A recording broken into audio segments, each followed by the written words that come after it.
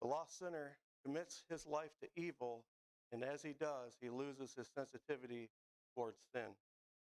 This leads them to an ever deepening levels of wickedness.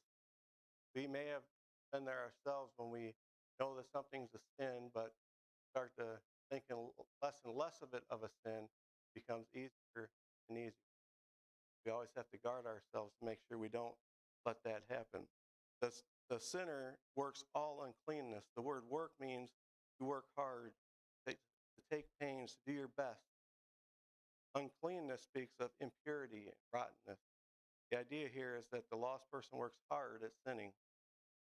He gives himself actively to the pursuit of rottenness. He does his best to be as bad as he can be. That's a pretty accurate description of our world today.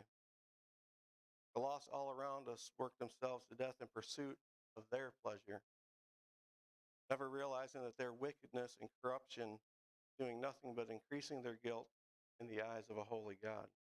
They are past feeling, don't care. And they do all this with greediness. It simply means that he does what he wants for self-gratification. In other words, he is his own God. He lives to worship himself. His worship of self involves gratifying all the base, evil desires of the flesh and the mind. They give themselves over to the lusts that drive them. They do it for their own benefit, never stopping to consider the truth that their endless pursuit of wickedness will end with them in hell for all eternity. Paul was telling us how to be different. Now he's going to tell us how to be discerning. If you would, look at verses 20 and 21 with me. Verse 20 way. If indeed you have heard him and have been taught in him, just as the truth is in Jesus. While we're to avoid being like the lost, we are to be more like Jesus. Paul had just told us what we ought not be. Now he's going to tell us what we should be. First thing is we're going to see is we need to use Christ as our example. The lost are motivated by their lust, and we are to be motivated by the Lord.